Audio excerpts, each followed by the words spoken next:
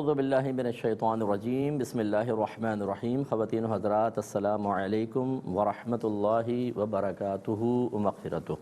Programme احکام شریعت اور فقہ حنفی سے متعلقہ مسائل کے ساتھ اللہ کے فضل و کرم سے ایک دفعہ پھر حاضر ہیں۔ ایک یہ آفر کویسچن آیا تھا کہ اگر کسی نے حرام کی کمائی سے حلال بزنس جائز بزنس کیا تو حاصل ہونے والے پروفٹ کی کیا شرعی حیثیت ہے؟ دیکھیں، اس میں سب سے پہلے سمجھ لیں کہ بعض چیزوں کو قرآن نے واضح طور پہ حرام قرار دیا ہے، جیسے سود ہے، چوری کا مال ہے، ڈاکے کا مال ہے، رشوت وغیرہ ہے۔ اس کو حرام قطعی کہتے ہیں، جو بالکل واضح آیات سے ثابت ہو۔ اس حرام قطعی سے اگر آپ نے کوئی کاروبار کیا ہے تو پھر تو وہ کاروبار کرنا بھی گناہ اور اس کے پروفٹ بھی صحیح نہیں ہوگا۔ اس سب کو ختم کرنا چاہیے۔ حرام مال کا حکم یہ ہوتا ہے حرام قطعی کا کہ اگر آپ نے حاصل کر لیا ہے تو مالکان کو واپس لوٹانا واجب ہے۔ اگر مالکان کا نہیں پتہ تو بغیر ثواب کی نیت کے صدقہ کر دیں ان مالکان کی طرف سے۔ ایک ہوتا ہے کہ جو حرام ظنی کہلاتا ہے، یعنی علماء فقہا اپنی رائے سے اس کو ناجائز کہتے ہیں۔ قرآن میں اس کی ایسی واضح ممانعت نہیں ہوتی۔ اگر اس کے ذریعے کسی نے کاروبار کیا ہے تو اس میں گنجائش نکلے گی، اسے اس سے بھی احتیاط کرنی چاہیے تھی، لیکن اگر اس نے جائز کاروبار کیا ہے تو اس کا نفع اس کے لیے طیب اور حلال ہو سکتا ہے۔ لیکن بہتر یہ ہے کہ علماء سے معلوم کریں، اگر وہ کہتے ہیں یہ حرام ظنی مال تھا تمہارا جس سے تم نے کاروبار کیا، تو اتنا مال آپ اللہ کی راہ میں صدقہ کر دیں بغیر ثواب کی نیت کے۔ باقی کاروبار آپ کر سکتے ہیں اور اس کا پروفٹ بھی جائز ہوتا ہے۔ اچھا، ایک ایسا ہوتا ہے کہ لوگ اس کو حرام سمجھ لیتے ہیں، حالانکہ وہ حرام ہوتا نہیں ہے۔ مثال کے طور پر آپ بینک سے 5 لاکھ روپے قرضہ لیتے ہیں کاروبار کرنے کے لیے، اور آپ کاروبار کرتے ہیں اور وعدے سود پر ہی لیتے ہیں، اس کا آپ کو پیسہ لوٹانا ہوتا ہے، اور کاروبار بالکل جائز کرتے ہیں آپ۔ یاد رکھیں، اس سے جو بھی نفع ہوگا بالکل طیب اور حلال ہوگا۔ وجہ اس کی یہ ہے، اچھا یہ نہیں ہے کہ میں اس کو جائز کہہ رہا ہوں، آپ کا یہ وعدہ سود پہ قرضہ لینا گناہ تھا، آپ سود جب دیں گے تو گناہگار ہوں گے، بینک اس پر سود لے گا وہ بھی گناہگار ہوگا۔ لیکن مسئلہ یہ ہوتا ہے کہ اگر میں نے 5 لاکھ قرضہ لیا بینک سے اور میں 5,25,000 واپس کروں گا، یعنی 25,000 سود بالفرض دوں گا، اللہ نہ کرے، تو اگر کوئی آپ سے پوچھے کہ بتائیں اس 5,25,000 میں سے قرضہ کتنا ہے اور سود کتنا، تو آپ فوراً کہیں گے قرضہ 5 لاکھ اور 25,000 سود۔ اس کا مطلب ہے جب آپ بینک سے بھی قرضہ لیتے ہیں تو قرضہ اصل میں سود نہیں ہے، اس پر آپ نے سود دینے کو جو وعدہ کیا ہے یہ فعل غلط ہے۔ لہذا جو آپ قرضہ لیتے ہیں یہ قرضہ بالکل طیب حلال مال ہے، اس سے جب آپ جائز کاروبار کرتے ہیں تو اس کا پروفٹ آپ کے لیے بالکل حلال ہوگا۔ جبکہ عام لوگ یہی کہیں گے آپ نے بینک سے پیسہ لیا وہ تو سود کا پیسہ ہوتا ہے، یا آپ نے سود دینے کا وعدہ کیا ہے تو آپ کا کاروبار حرام، یہ مال حرام۔ یہ مال حرام نہیں ہے، یہ طیب حلال ہے، لیکن آپ نے وعدہ سود پر لیا تھا اس لیے گناہگار ہے۔ اور یہ میں اجازت نہیں دے رہا ہوں، ترغیب نہیں دے رہا ہوں، اس سے بچنا چاہیے بالکل۔ جس طریقے سے سود لینا دینا حرام ہوتا ہے، ایسے ہی وعدہ سود پر کوئی مال لینا یہ بھی گناہ ہے، اس کا ایگریمنٹ سائن کرنا بھی گناہ ہوتا ہے۔ امید ہے کہ آپ تھوڑی سی بات سمجھے ہوں گے۔ یہ کہتے ہیں کہ میں جوان آدمی ہوں لیکن میرے بال سفید ہو گئے ہیں، تو میرے دوست احباب اطراف کے لوگ مجھے بابا بابا کہہ کے چڑھاتے ہیں، تو اگر میں بلیک کلر یوز کر لوں یا ڈارک براؤن بالوں میں تو کیا اس کی گنجائش ہوگی؟ دیکھیں، بلیک کلر تو یوز نہ کریں کہ نبی کریم صلی اللہ علیہ وسلم نے اس پر سخت وعید فرمائی ہے۔ آپ ڈارک براؤن یوز کر لیں۔ سیدنا صدیق اکبر رضی اللہ تعالی عنہ ڈارک براؤن کلر یوز کیا کرتے تھے، مہندی اور قطن ملا کر پھر وہ لگاتے تھے تو اس سے ڈارک براؤن ہو جاتا تھا، جو دور سے دیکھنے میں بعض اوقات سیاہ بھی محسوس ہوتا ہے۔ تو بہرحال آپ ڈارک براؤن لگا سکتے ہیں، مکمل سیاہ نہیں لگا سکتے۔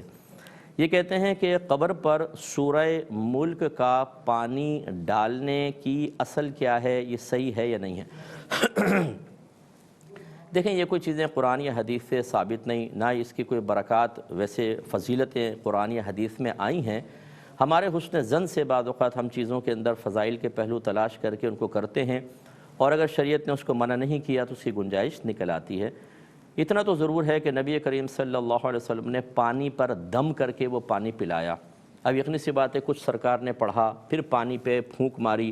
جب آپ نے پھونک شریف ماری ہے تو اس پانی میں اس پھونک کی وجہ سے متبرک اثرات پیدا ہوئے ہیں، اسے پیا گیا ہے تو شفا بھی حاصل ہوئی ہے اور دیگر فائدے حاصل ہوئے ہیں۔ اس کا مطلب یہ ہوا کہ جب آپ پانی پر کلام اللہ یا کوئی اللہ کا نام ذکر کر کے پھونک مارتے ہیں اس میں برکت تو پیدا ہوتی ہے۔ تو اس وجہ سے اگر آپ سورہ ملک پڑھ کے پانی پہ دم کر کے قبر پہ چھڑک دیں تو چلیں برکت کے حاصل ہونے کی امید ہے، لیکن اس برکت کی صورت کیا ہوگی؟ کیا مردے کو راحت ملے گی؟ کیا وہ جب تک یہ فضائل براہ راست حدیث میں نہ آئیں، قرآن میں نہ آئیں، اپنے پاس سے آپ کوئی صورت متعین نہیں کر سکتے۔ مثلا یہ نہیں کہہ سکتے سورہ ملک کا پانی ڈالو مردہ بڑا خوش ہوگا، اس کا عذاب کم ہو جائے گا، جب تک کہ صحیح حدیث سے آپ اس بات کو نہ جان لیں۔ تو بہرحال ڈالنے میں کوئی مسئلہ نہیں ہے، لیکن یہ کوئی سنت وغیرہ بھی نہیں ہے۔ یہ کہتے ہیں کہ کیا بغیر نگینے کے چاندی کی انگوٹھی پہننا؟ دیکھیں اگر خاتون پہن رہی ہیں تو بالکل جائز ہے، لیکن مرد اگر پہنے تو اس کے لیے یہی سنت، بلکہ فقہاء نے اس کو واجب قرار دیا کہ نگینہ ہونا اس میں ضروری ہے۔ چاندی کی انگوٹھی، ایک نگ والی، نگ کا وزن کتنا ہی ہو لیکن جو حلقہ ہے انگوٹھی کا وہ 4.5 ماشا سے زیادہ وزن کا نہ ہو، یہ اس طرح پہننا۔ اگر آپ نگینہ نکال دیتے ہیں تو یہ چھلے کے حکم میں آ جاتی ہے اور یہ شرعاً مرد کے لیے منع ہے۔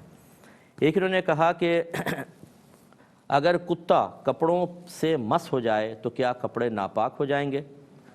دیکھیں کتا فی نفسی ہی کوئی نجس العین نہیں ہے، اگر اس کا جسم سوکھا ہوا ہے، فرض کر لیں آپ نے ہاتھ ہی پھیر دیا اس پہ یا اس کے آپ کے کپڑوں سے ٹچ ہو گیا، ہاتھ بھی پاک ہے کپڑے بھی پاک ہیں۔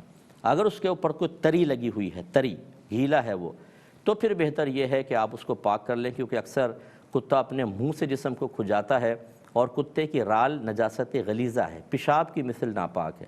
یہ جو ہمارے بعض مسلمان بھائی بہن اپنے گھروں میں کتے پالے ہوتے ہیں اور انگریزوں کی تقلید میں انہیں اپنا منہ چاٹنے دیتے ہیں، وہ کتا آتا ہے، وہ جانور ہے، وہ تو محبت میں پیار میں اپنے مالک کے قدموں میں لوٹتا ہے اور وہ چاٹتا ہے چیز کو، تو وہ منہ بھی چاٹ لیتا ہے، تو منہ آگے کر دیتے ہیں، پورا منہ آپ کا ایسا ہو گیا جیسے پیشاب اوپر ڈال دیا ہو، تو نجاست غلیظہ ہے۔ اور ویسے بھی یاد رکھیں یہ کتے کے رال کے اندر جو ہے وہ وائرسز ہوتے ہیں جو بیماری کا سبب بن سکتے ہیں، اس لیے یہ تو گناہ ہوگا۔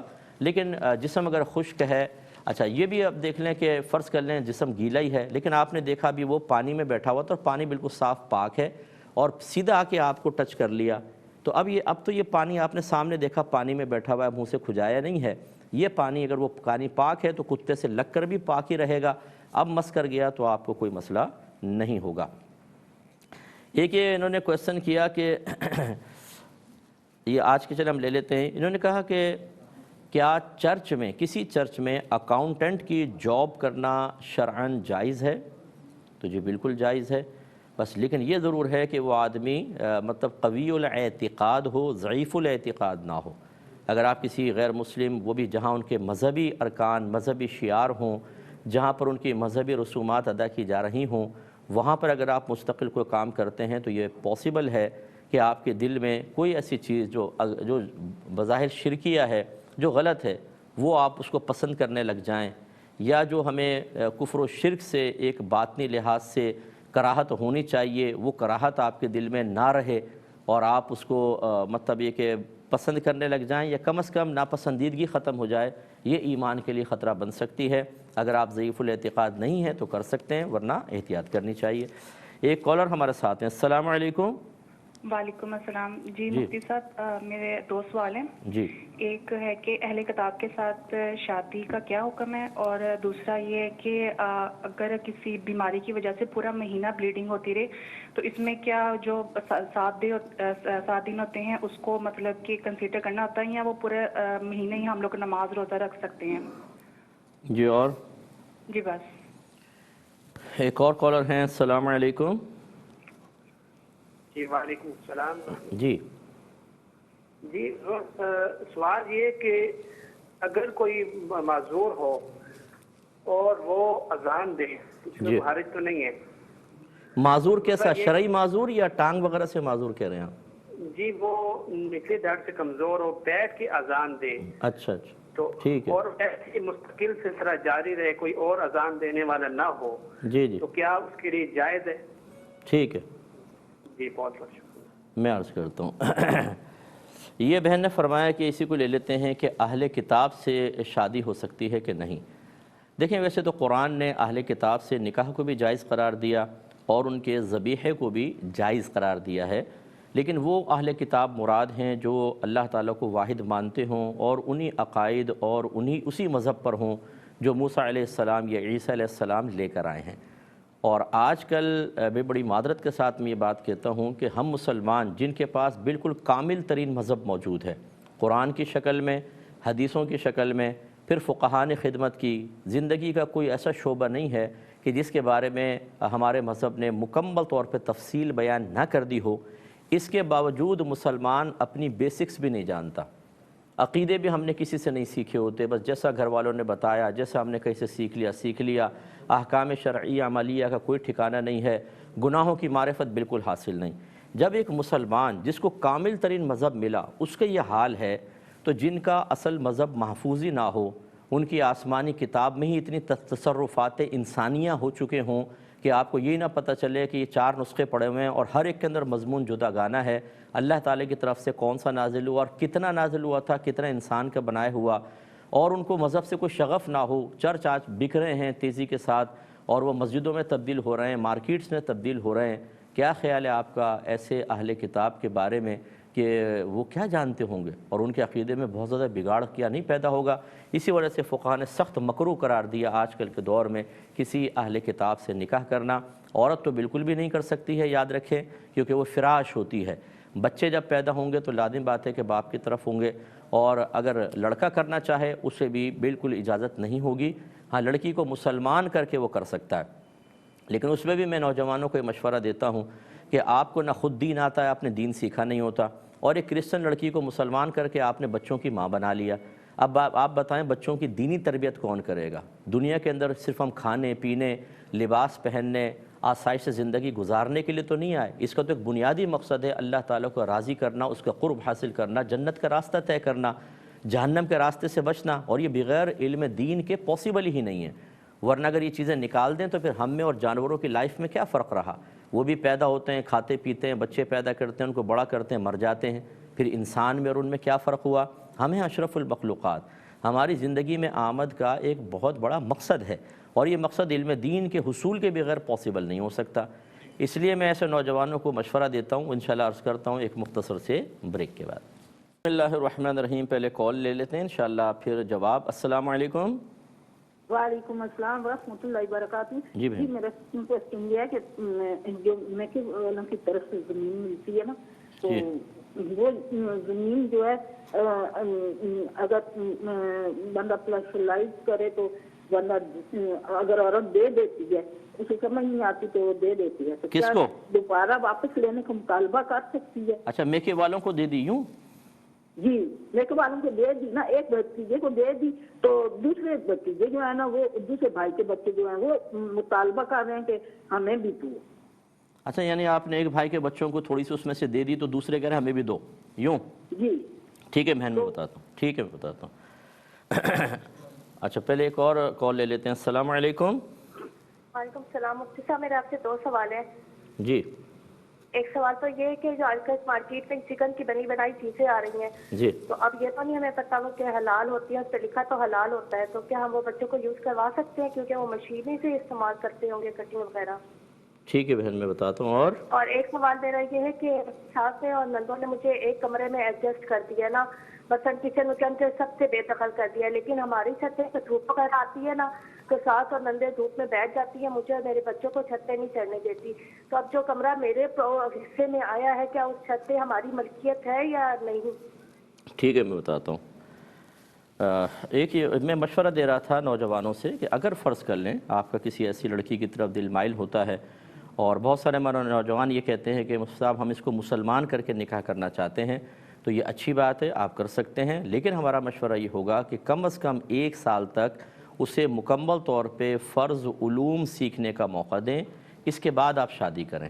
اس میں کنفرم آپ کو پتہ بھی چل جائے گا، بعض لڑکیاں ہوتی ہیں صرف شادی کے لیے وہ اسلام قبول کر لیتی ہیں، اور کتنے میرے پاس ایسے کیسز آئے کہ بچہ پیدا ہوا، ان کا دماغ گھوما، بچے کو لے کر وہاں سے چلی گئی۔ یہ باہر کے کیسز بہت سارے آئے ہیں، اور مرتدہ ہو گئی، یعنی دوبارہ اسی مذہب کی طرف لوٹ گئی، مرتدہ ہو گئی، اور وہاں پہ قانونی پروٹیکشن ماں کو بہت زیادہ حاصل ہے، وہ اپنے بچوں کو بھی ساتھ لے جاتی ہے، انہیں غیر مسلم بنا دیتی ہے۔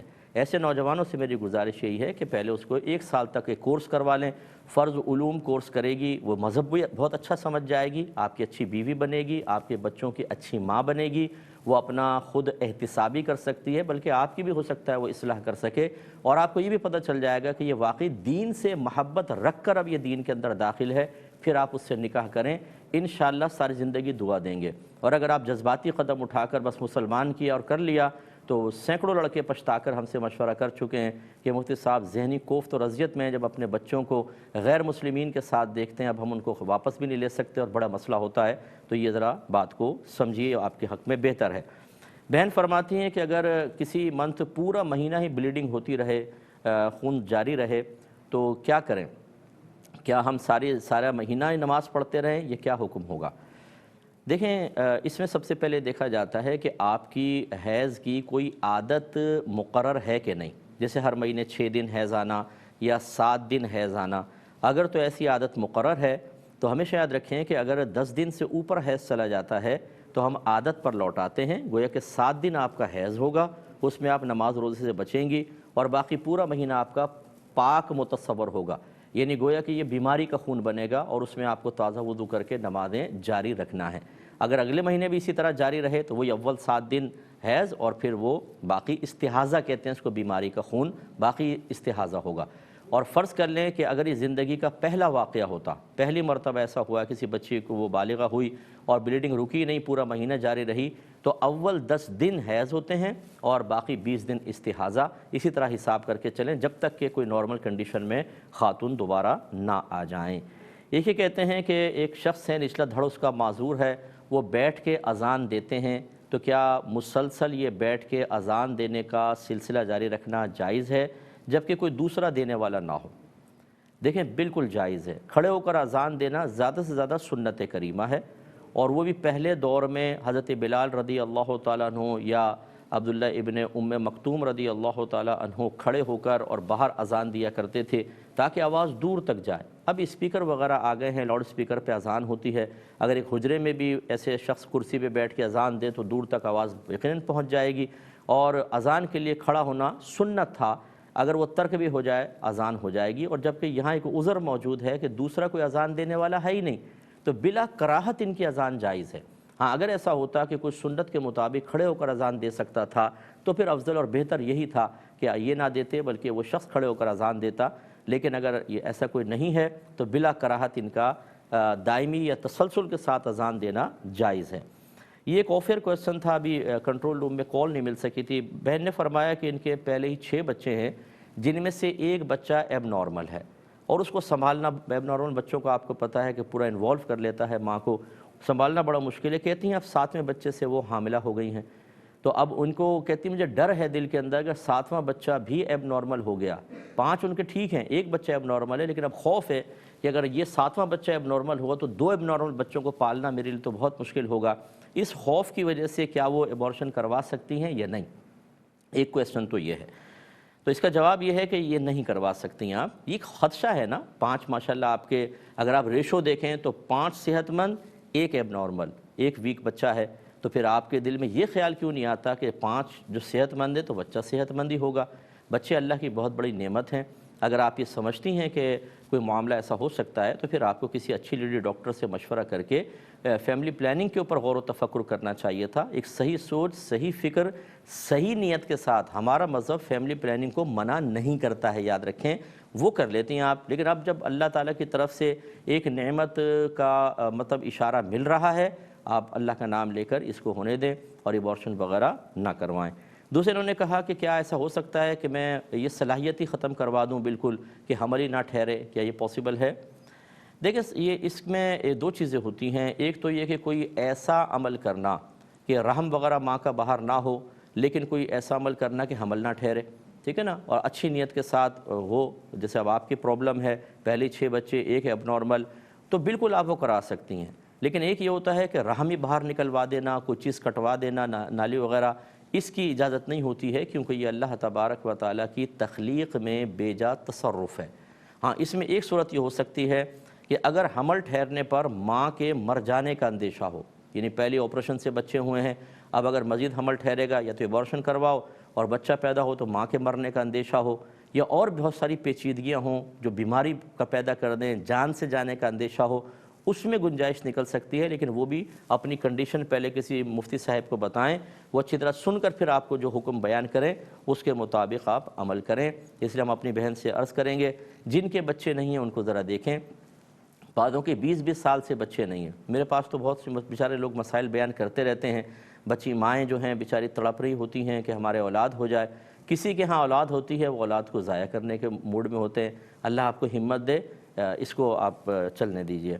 ایک یہ بہن نے کویسچن کیا کہ مجھے میکے سے کچھ وراثت میں زمین ملی تو میں نے اس میں سے ایک بھائی کے بچوں کو تھوڑی بہت دے دی، تو اب دوسرے بھائی کے بچے مطالبہ کرتے ہیں ہمیں بھی دو، کیا حکم شرع ہوگا؟ دیکھیں، آپ پر کوئی فرض یا واجب نہیں ہے کہ آپ ان میں توازن اور عدل قائم کریں۔ اپنی اولاد ہوتی نا سگی تو پھر تو میں آپ کو یہی کہتا، کیونکہ یہ قرآن اور حدیث کا فیصلہ ہے کہ جتنا ایک بچے کو دیا اتنے ہی اپنے دوسرے بچوں کو دیں، ایز اے گفٹ جب آپ دیتے ہیں، تحفہ دیتے ہیں، کیونکہ آپ وراثت نہیں دے رہی بلکہ تحفہ دے رہی ہیں۔ لیکن جب اپنی اولاد نہیں ہے ویسے آپ رشتہ داروں کو دے رہی ہیں تو آپ کی مرضی ہے، کسی کو دیں، کسی کو محروم کریں، کسی کو زیادہ دیں، کسی کو کم دیں، تو لہٰذا دوسرے بھائی کے بچوں کا مطالبہ بالکل بیجا ہے، آپ ایسا نہیں کر سکتے، یعنی وہ ایسا نہیں کریں، آپ کی مرضی، آپ دینا چاہیں یا نہ دینا چاہیں۔ یہ کہتی ہیں کہ مارکیٹ میں بعض اوقات یہ بنی بنائی اس کی مرغی کی مختلف چیزیں ملتی ہیں اور پیکٹس میں جیسے بند ہوتی ہیں، ہم بچوں کے لیے لے آتے ہیں، ان کو صبح بچے جیسے اسکول جا رہے ہو تو بس تلا اور اس کو دے دیا، تو ان کے اندر اب پتہ نہیں ہوتا کہ یہ حلال طریقے سے ذبح ہوئی ہیں کہ نہیں ہوئی، تو کیا حکم شرع ہوگا؟ دیکھیں، اگر آپ ایک مسلم کنٹری میں ہیں اور یہی اگر فرض کر لیں باہر کی بھی کمپنی ہو نا کوئی، لیکن ان کے جو مطلب لوگ ہوتے ہیں وہ پاکستانی ہیں، ان کی فرنچائز یہاں پر ہوتی ہے، جتنے امپلائی ہوتے ہیں وہ مسلمان ہوتے ہیں، جیسے یہاں پہ باہر کے ملکوں کے بہت ساری پروڈکٹس ہیں، تو یہاں کے مقامی لوگ کام کر رہے ہوتے ہیں اور وہی مرغیاں لاتے ہیں، وہی ذبح کرتے ہیں، تو اگر ایسا ہے اسٹاف مسلمان ہے تو ہمیں حسن ظن قائم رکھنا ہوگا، تو پھر اس میں کوئی حرج نہیں ہے، اور اگر مسلمان ہی کمپنی ہے تو بس پھر تو آپ کے لیے کوئی پرابلم نہیں ہے، مسلمان کمپنی ہے، مسلمان کی قول پر آپ اعتماد کر سکتے ہیں، اگر وہ کہتے ہیں یہ حلال ہے تو بس ٹھیک ہے، حلال ہے۔ اگر ہم اس میں سختیاں کرنا شروع کریں تو پھر میں آپ سے پوچھتا ہوں کہ آپ ایسا کیوں نہیں کرتے کہ جس شادی ہال میں جاتے ہیں وہاں جو مرغی آتی ہے اور بکرے آتے ہیں، گائے کا گوشت آتا ہے، آپ کیوں نہیں پوچھتے میزبان سے بھی طرح حلال ہوا ہے کہ نہیں ہوا؟ وہ ہم بالکل نہیں پوچھتے، دبا کے کھا رہے ہوتے ہیں۔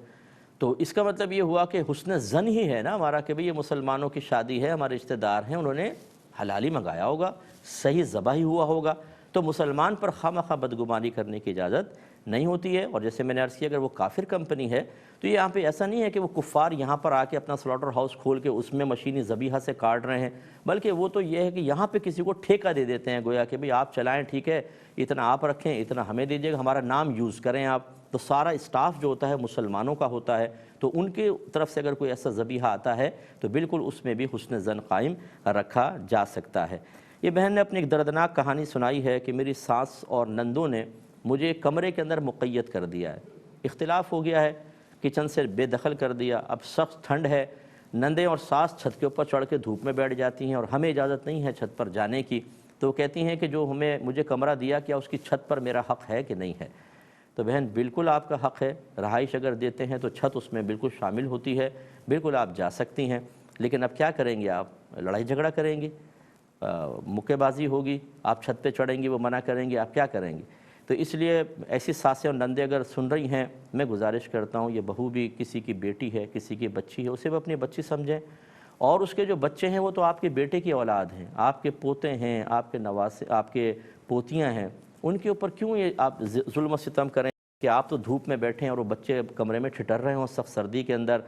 تو بہو کو بھی آپ اجازت دیں انہیں بھی، اور بہو سے بھی میری گزارش ہے اگر آپ کے یہ کارنامے ہیں جس کا یہ نتیجہ ہے، کیونکہ بعض اوقات بہنیں بڑی مظلومہ ہو کر ہمیں بتاتی ہیں لیکن پیچھے سارے کارنامے ان کے پہلے سے ہوتے ہیں، تو وہ اپنا قصور نہیں بتائیں گی، بالکل مظلوم ہو جاتی ہیں، پھر جب ہم کریدتے ہیں تو پھر وہ کہتی ہیں ہاں تھوڑا بہت ظلم و ستم کے اعمال ہم نے بھی کیے تھے، یہ ستم کا نتیجہ ہے، تو پھر دوسرے کو خالی برا کہنا، اس کو کسی کی نگاہ میں گندہ کرنا مناسب نہیں۔ میں گزارش کرتا ہوں زندگی مختصر سی ہے، پیار سے رہ لیں، بچوں کے لیے اچھی مثال بنیں، بری مثال نہ بنیں۔ ایک مختصر بریک لیں گے، امید ہے کہ آپ ہمارا انتظار فرمائیں گے۔ بسم اللہ الرحمن الرحیم. ایک یہ آفر ہم سے کویسچن ہوا تھا کہ یہ کہتے ہیں کہ میرا جو ڈیوٹی کارڈ ہوتا ہے اس پہ میری پکچر ہے. بعض اوقات میں جب نماز پڑھ رہا ہوتا ہوں تو وہ جیب سے ڈیوٹی کارڈ گر کر مصلی پہ سامنے آ جاتا ہے. اس نماز کا کیا حکم ہوگا؟ دیکھیں بعض اوقات تو ڈیوٹی کارڈ کے اوپر پکچر بہت ہی چھوٹی ہوتی ہے کہ اگر آپ نیچے رکھ کے کھڑے ہو کر دیکھیں تو صحیح نقوش سمجھ میں نہ آئیں. اتنی چھوٹی تصویر ہو تو کوئی مسئلہ ہی نہیں ہے. اگر وہ بڑی تصویر ہے فرض کر لیں تو یہ چونکہ جب زمین پہ وہ گرتی ہے تو یہ زمین جو ہے مقام حقارت ہے، مقام تعظیم نہیں ہے. لہٰذا اگر تصویر گر کے آ بھی گئی سامنے تو بس یہ فقہا نے لکھا ہے کہ اس صورت میں اس پہ سجدہ نہ ہو. تو آپ عمل قلیل سے جیسے سجدے میں جاتے ہوئے اگر یہاں آ بھی گئی ہے سجدے کی جگہ تو تھوڑا سا سائیڈ میں کر کے پھر آپ سجدہ کر سکتے ہیں. اس سے نماز پہ کوئی فرق نہیں پڑے گا کیونکہ وہ مقام تحقیر میں ہے، مقام تعظیم میں نہیں ہے. تعظیم میں کب ہوتی؟ جب اونچے کسی مقام پہ آپ لگا دیتے، دیوار پہ جیسے تصویریں ہوتی ہیں یا شوکیس کے اوپر کوئی چیز سجا دینا، شوکیس کے اندر چیز رکھی ہوتی ہے مجسمے وغیرہ، وہ مقام تعظیم کہلاتا ہے. اس کی وجہ سے نماز مکروہ تحریمی ہوتی ہے. لیکن یہ اس طرح مقام تحقیر پر کوئی فرق نہیں پڑے گا. یہ کہتے ہیں کہ جو گلیوں کے باہر نالیاں بنی ہوتی ہیں ان کا پانی پاک ہوتا ہے کہ ناپاک؟ پھر یہ بتاتے ہیں کہ ہم کبھی کرکٹ کھیلتے ہیں تو وہ گیند اس میں چلی جاتی ہے نالی میں، اب وہ گیند کو نکالتے ہیں تو وہ پاک رہتی ہے کہ نہیں. اسی طرح ہم کبھی بائک چلا رہے ہوتے ہیں، نالیاں ہوتی ہیں اس میں ٹائر چلا جاتا ہے تو ٹائر ناپاک ہوگا یا نہیں ہوگا؟ لیکن چونکہ یہ نالیاں جو ہیں وہ گندگی ہی اس میں ہوتی ہے، اگرچہ سیوریج کے لیے غالباً نہیں ہوتی، وہ ویسے گھر کا پانی اور صحن کے لیے ایسی چھوٹی نالیاں باقی انڈر گراؤنڈ ہوتی ہیں جو سیوریج وغیرہ کے لیے ہوتی ہیں. تو اس میں لیکن یہ ضرور ہوتا ہے ہمارا جو مشاہدہ ہے کہ چھوٹے بچوں کو پیشاب کرانا ہو تو نالیوں کے اوپر ہی جا کے باتھ روم میں یا صحن کی نالی پہ کروا دیتے ہیں اور وہ بہہ کے وہاں آ جاتا ہے، تو اس پہ ناپاک ہونے کا بالکل احتمال ہے.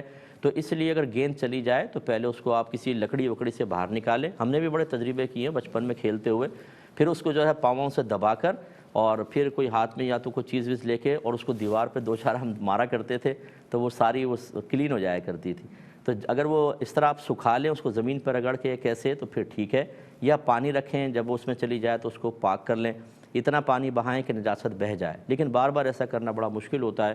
تو اس لیے بہرحال اس کو سکھا لیں، جیسے مٹی میں آپ اچھی طرح کر کے اس کو 2-4 دفعہ دیوار پہ ماریں تو مٹی اپنے ساتھ وہ گیلے پن کو لے جائے گی. گیلا پن ہاتھ پہ محسوس نہ ہو، اتنی سوکھ جائے پھر آپ اس کا استعمال کر سکتے ہیں. اور ٹائر کا تو کوئی پرابلم نہیں، اگر فرض کر لیں نالی میں چلا گیا ناپاک بھی ہو گیا، آپ نے کون سا اس کے اوپر کوئی نماز پڑھنی ہے یا اس کی وجہ سے کوئی مسئلہ. ٹائر تو ویسے ہی جب نالی میں جائے گا چلے گا نا تو زمین کی رگڑ سے خود بخود پاک ہو جائے گا. جوتے کا بھی مسئلہ ہوتا ہے، اگر جوتے کے تلوے میں یعنی پیندے کے اندر کہیں، تلوا نہیں اندر ہوتا ہے، پیندے کے اندر نیچے حصے میں اگر کوئی گندگی لگ بھی جائے آپ چلتے جائیں وہ رگڑ کے اگر وہ ہٹ گئی تو بس پاک تصور کیا جائے گا.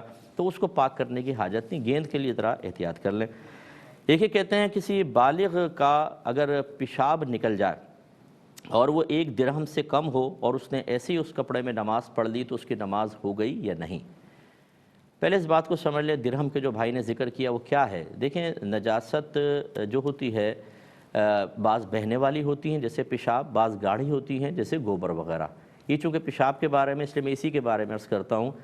فقہا نے گندگی کی ایک مقدار متعین کی ہے، اگر اس سے زیادہ ہو تو نماز ہوگی نہیں اور اس گندگی کو نماز پڑھنے سے پہلے ختم کرنا فرض ہوتا ہے. ایک مقدار ایسی ہے کہ اس میں اسے ختم کرنا واجب ہے، لیکن اگر آپ پڑھ لیں گے نماز ہو جائے گی لیکن گناہ گار ہوں گے اور اس نماز کو دوبارہ لوٹانا واجب ہے. اور تیسری ایسی ہوتی ہے کہ اتنی گندگی کہ جو اس مقدار تک نہ پہنچے تو اس کو مطلب ایک طرح سے معاف رکھا گیا ہے، یعنی پاک کرنا بہتر تھا، اگر اسی میں نماز پڑھ لی نماز ہو جائے گی. اب اس کو لوٹانا بھی واجب نہیں، لوٹائیں بہتر ہے، نہ لوٹائیں تو کوئی بات نہیں. یہ جو مقدار ہے اس کو 1 درہم کہتے ہیں. اب لیکوڈ میں وہ درہم کی مقدار کیا ہے؟ آپ یہ ہتھیلی سیدھی کر لیں، اس میں پانی ڈالیں، جب ٹپکنے لگ جائے تو رک جائیں. اب جتنے آپ کی ہتھیلی میں یہ پانی ہے اس کو 1 درہم کہتے ہیں. اگر نجاست اس 1 درہم سے زائد ہے تو پاک کرنا فرض، اس میں نماز نہیں ہوگی. 1 درہم کے برابر ہو نماز شروع ہو جائے گی، ادا بھی ہو جائے گی، لیکن مکروہ تحریمی ہوگی، آپ گناہ گار ہوں گے اور اس کو دوبارہ پڑھنا واجب ہے. ان دونوں میں فرق یہ ہے کہ اگر 1 درہم سے زائد تھی اور آپ نے ایسی نماز پڑھ لی ہوگی ہی نہیں اور وقت نکل گیا تو قضا کا گناہ، اور اگر 1 درہم کے برابر تھی تو پاک کرنا واجب تھا، آپ نے پڑھی تو ادا ہو گئی. اب واجب الاعادہ تو ہے لیکن اگر ٹائم نکل گیا تو قضا کا گناہ نہیں ہے، ادا ہو گئی ہے. اور 1 درہم سے کم ہو تو پاک کرنا سنت ہوتا ہے. اگر آپ نے ایسے ہی نماز پڑھ لی نماز ہو جائے گی، لوٹانا بھی واجب نہیں ہے. اس کا مطلب یہ ہوا کہ اگر بالغ ہے، ایک آدھ قطرہ گرا اور وہ پھیل کر ایک درہم تک بھی نہ پہنچا اور اسی کے ساتھ نماز پڑھ لی تو گنجائش ہے، بالکل نماز ہو جائے گی۔ بہتر تھا کہ پاک کر لیتے، اگر نہ کیا اور اس میں نماز پڑھ لی ہے تو نماز ہو جائے گی اور لوٹانے کی بھی حاجت نہیں ہے۔ یہ کہتے ہیں کہ بعض اوقات ہم نل سے وضو کر رہے ہوتے ہیں تو کیا ایک ہی دفعہ ہاتھ پورا ڈال کے دھو لینا کافی ہوتا ہے؟ ایک دفعہ دھوئیں، پھر سائیڈ میں کریں، پھر دوبارہ دھوئیں، پھر سائیڈ میں کریں، پھر تیسری مرتبہ دھوئیں تو یہ 3 مرتبہ دھونا کہلائے گا؟ کیا حکم شرع ہوگا؟ دیکھیں اچھی طرح یاد رکھیں، فقہا نے دھونے کی تعریف یہ لکھی ہے کہ جس جگہ کو دھو رہے ہوں اس کے ہر حصے پر سے کم از کم 2 بوند پانی بہہ جائے تو ایک دفعہ دھونا متحقق ہو جاتا ہے۔ جیسے اس پورے ہاتھ کو آپ دھونا چاہتے ہیں، اس کے ہر حصے پہ اگر کم از کم 2 بوند پانی بہہ جائے تو گویا کہ ہاتھ دھل گیا۔ 4 بوند بہہ جائے تو 2 دفعہ، 6 بوند بہہ جائے تو 3 دفعہ دھونا ثابت ہو جائے گا۔ اس کے لیے میں اکثر یہ مشورہ دیتا ہوں، آپ اس میں ہاتھ میں یہ پانی لیں اور اس کو ٹپکائیں، 1 قطرہ 2 قطرہ ٹپکائیں، ہٹا لیں، دیکھیں کتنی مقدار میں پانی نظر آیا، پھر 2 قطرے اور ڈالیں، پھر دیکھیں کتنی مقدار میں ہوا، یہ 4 قطرے ہو گئے، پھر 2 قطرے اور ڈالیں تو یہ 6 قطرے گرے ہیں۔ اب آپ دیکھیں کتنا پانی بہا ہے، اس کا مطلب ہے کہ بس اتنی مقدار میں اگر چہرے پر ہاتھوں پر پانی بہہ جاتا ہے 3 دفعہ دھونا ایک ساتھ متحقق ہو جائے گا۔ لہٰذا اگر بڑے ہاتھ والا یوں پانی لے کر ایسا ڈالتا ہے تو یہ ممکن ہے کہ ایک ہی دفعہ میں 3 دفعہ چہرہ دھل جائے، اتنا بڑے ہاتھ اگر ہوں گے تو ڈالے گا، پھر سائیڈ میں اور ڈال لے، ٹھیک ہے نا۔ اب جو نلکے سے دھو رہے ہوتے ہیں بعض اوقات یہ صوفی حضرات بھی یہ منہ نیچے کر دیتے ہیں اور وہ ملتے جائیں گے، وہ 6 بوند نہیں 6000 بوندیں بہا دیتے ہیں اور بلا ضرورت پانی زیادہ بہانا اسراف، اور اسراف گناہ ہوتا ہے۔ ایسے ہی نلکا کھولتے ہیں، اتنی موٹی دھار گر رہی ہوتی ہے، یہ ارے بھائی بس ایک دفعہ اگر آپ لے گئے، اتنی دھار آپ نے کھولی ہوئی ہے کہ 6 بوند کیا 100 بوندیں بہہ جاتی ہیں ایک ساتھ ہی 3 دفعہ، یعنی 3 دفعہ دھونا متحقق ہو جائے گا۔ پھر یہ کریں بس، یہ تو مناسب مقدار میں ٹوٹی کھولنا چاہیے۔ تو خلاصے کلام یہ ہے کہ آپ کو کم از کم ہر بال پر سے 6 بوند پانی گویا کہ بہانا ہے، 3 دفعہ ہٹانے کی کوئی حاجت نہیں ہے، ایک دفعہ آپ کر لیں۔ اور یہ بھی مطلب حیرت ہوتی ہے، ہاتھ دھو لیے پھر یہ بھئی اب آپ کیا کر رہے ہیں، یہ کیوں ڈال رہے ہیں پانی؟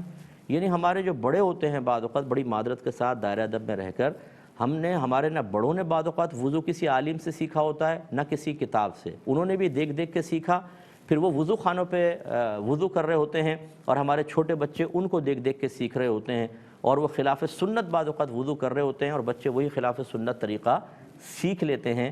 خدارہ ایک دفعہ وضو کسی اچھے عالم دین کو دکھا لیں اور صحیح طرح کر لیجئے۔ یہ کہتے ہیں کہ وضو کرنا تو یاد تھا لیکن اس کا ٹوٹنا بھول گیا کہ پتہ نہیں نماز پڑھ لی، نماز پڑھنے کے بعد یاد آیا کہ وضو نہیں تھا، کیا حکم شرع ہوگا؟ دیکھیں اس میں فتویٰ تو یہ ہے کہ جب آپ نے نماز ادا کی اس وقت آپ کو کامل یقین تھا کہ میں باوضو ہوں، لہٰذا آپ کی نماز ہو جائے گی، لیکن احتیاط اور تقویٰ یہ ہے کہ بہرحال آپ دوبارہ جب آپ کو اگر وقت کے اندر یاد آ جاتا ہے تو دوبارہ وضو کر کے اس نماز کو آپ پڑھیے۔ ایک یہ کہتے ہیں کہ مغرب کی تیسری رکعت میں امام کے ساتھ شامل ہوا، پھر امام نے سلام پھیرا تو میں اپنی پڑھنے کھڑا ہوا۔ اب کہتے ہیں طریقہ تو یہ تھا کہ میں دوسری پڑھتا، پھر اتحیات میں بیٹھتا، پھر میں کھڑے ہو کے تیسری پڑھتا، پھر اتحیات میں بیٹھتا، لیکن میں نے ایسا کیا دوسری میں کھڑا ہوا اتحیات میں نہیں بیٹھا، ڈائریکٹ کھڑا ہو کے تیسری پڑھی اور پھر آخر میں سلام پھیر دیا۔ میری نماز ہو گئی یا نہیں، یا سجدہ صحو کرنا تھا؟ دیکھیں یہ چونکہ یہ جو کنڈیشنز ہوتی ہیں یہ کوئی حدیثوں کے اندر نہیں آئی ہوتی، تمام کنڈیشن نہیں آئی ہوتی، اگرچہ سجدہ صحو کرنا میرے آقا صلی اللہ علیہ وسلم سے ثابت ہے، لیکن ہر جو آپ کی سجدہ صحو کی کنڈیشن آپ کے ساتھ پیش آ رہی ہے وہ ضروری نہیں ہے کہ حدیثوں کے اندر موجود ہو۔ فقہا ان کا تعین کرتے ہیں، فرضی صورتیں بناتے ہیں، یوں ہوگا تو کیا کریں گے، یوں ہوگا تو کیا کریں گے، تو اس بارے میں 2 اقوال ہیں۔ ایک تو یہی ہے جو طریقہ آپ بتا رہے ہیں کہ امام کے ساتھ ایک آپ نے اتحیات پڑھی، پھر اپنی پڑھنے کھڑے ہوئے، پھر دوبارہ پڑھی اتحیات، پھر تیسری کھڑے ہوں اور تیسری دفعہ اتحیات پڑھیں، اور ایک یہ ہے کہ پہلے دونوں پڑھ لیں اور آخر میں اتحیات، تو لہذا سجدہ صحو کی حاجت نہیں ہے، آپ کی نماز ہو جائے گی اس صورت میں۔ ایک یہ بچے نے کہا کہ میری والدہ جو ہیں وہ اکثر ان کی زبان سے اچانک ہی نکل جاتا ہے، حالانکہ ان کو ہم نے والد صاحب نے بھی سمجھایا، ہم نے بھی، وہ کہتی ہیں کہ اللہ کی دعا سے سب ٹھیک ہے۔ ایسا کہنا کیسا ہے؟ یعنی جیسے کوئی کہتا ہے تو وہ شکر ادا کرنے کے لیے اللہ کی دعا سے سب ٹھیک ہے، کیا حکم شرع ہوگا؟ دیکھیں چونکہ آپ کی والدہ کا قصد و ارادہ یہ ہوگا کہ اللہ کی رحمت سے سب ٹھیک ہے، لیکن اس کے لیے لفظ دعا استعمال کر لیتی ہیں۔ بہرحال دعا کا لفظ اللہ تبارک و تعالیٰ کے لیے یوز کرنا یہ غیر مناسب ہے، کیونکہ دعا کا معنی ہوتا ہے طلب کرنا، مانگنا۔ اللہ کی دعا سے سب ٹھیک ہے، یعنی گویا کہ اللہ نے کسی سے کچھ طلب کیا اور پھر ہمیں اس کا فائدہ پہنچا تو اللہ کی دعا سے سب ٹھیک ہے۔ اس کا مفہوم دیکھیں، نتیجہ، معال، رزلٹ دیکھیں تو اچھا نظر نہیں آ رہا۔ تو بہرحال ہم یہ نہیں کہیں گے کہ آپ کی والدہ دار اسلام سے خارج ہوئیں، آپ پیار محبت سے اصلاح کریں، لیکن یہ لفظ کا استعمال اللہ کے لیے کرنا یہ درست نہیں ہے۔ ایک یہ بھائی نے کویسچن کیا کہ کیا کسی غیر مسلم کی زمین پر جو خالی پڑی ہوئی ہے ہمارا جنازہ ادا کرنا شرعاً جائز ہے کہ نہیں؟ دیکھیں، پہلی چیز تو یہ کہ غیر مسلم نے اجازت دی ہو، بغیر اجازت مسلمان کی بھی زمین پہ آپ نہیں پڑھ سکتے، چاہے جا کے غیر مسلم۔ دوسری بات یہ ہے کہ کسی غیر مسلم کی ملک میں کسی زمین کے ہونے سے اس میں کوئی معاذ اللہ نجاست صلاحیت نہیں کر جاتی۔ اس کے عقیدے کا غلط ہونا، اس کے نظریات کا غلط ہونا، اس سے زمین پہ کوئی فرق نہیں پڑتا۔ زمین سب اللہ کی ہے، اور میرے آقا صلی اللہ علیہ وسلم نے ایک واضح ارشاد فرمایا کہ اللہ تعالیٰ نے پوری روئے زمین کو میرے لیے سجدہ گاہ بنا دیا ہے۔ تو گویا کہ اس پر آپ نماز ادا کریں، اس میں کوئی پرابلم نہیں ہے، بالکل آپ ادا کر سکتے ہیں، اور اللہ تعالیٰ اس کو قبول بھی فرمائے گا، اس میں شرعی لحاظ سے کوئی قباحت موجود نہیں ہے۔ ایک آخری کویسچن لے لیتے ہیں۔ ایک دوست ہے، مطلب ایک شخص یہ کہتا ہے کہ میں نے اپنے دوست سے ایک چیز کا وعدہ کیا کہ میں تمہیں دے دوں گا، لیکن بعد میں مجھے خود اس چیز کی ضرورت پیش آ گئی تو میں نے اپنے دوست کو وہ چیز نہیں دی، تو کیا میں گناہ گار ہوں گا؟ اور میرا اس وعدہ کر لینے سے کیا وہ چیز میری ملکیت سے نکل گئی تھی اور اس کی ملکیت ہو گئی تھی؟ کیا حکم شرع ہوگا؟ دیکھیں، صرف وعدہ کرنے سے چیز آپ کی ملکیت سے نہیں نکلے گی، آپ ہی اس کے مالک ہیں، اور عذر کے سبب جیسے آپ کہہ رہے ہیں وعدہ خلافی ہوئی ہے، اس میں آپ قابل گرفت نہیں ہیں۔ بلا عذر وعدہ نہیں توڑنا چاہیے۔ اگر عذر نہ ہوتا تو میں یہ کہتا آپ اس کو دیں، عذر ہے تو کوئی مسئلہ نہیں ہے۔ اب اپنے میزبان کو، ہماری کیو ٹی وی کی پوری ٹیم کو اجازت مرحمت فرمائیں۔ آپ ہمارے لیے دعا کیجیے، ہم آپ کے لیے دعا گو ہیں کہ اللہ تبارک و تعالیٰ آپ کو خوش و خرم رکھے، گھر کے بڑوں کو کم از کم چھوٹوں کے لیے رول ماڈل بننے کے لیے پیار محبت کا ماحول بنانے کی کوشش کرنے کی توفیق عطا فرمائیں۔ آمین۔ وآخر دعوانا ان الحمد للہ رب العالمین۔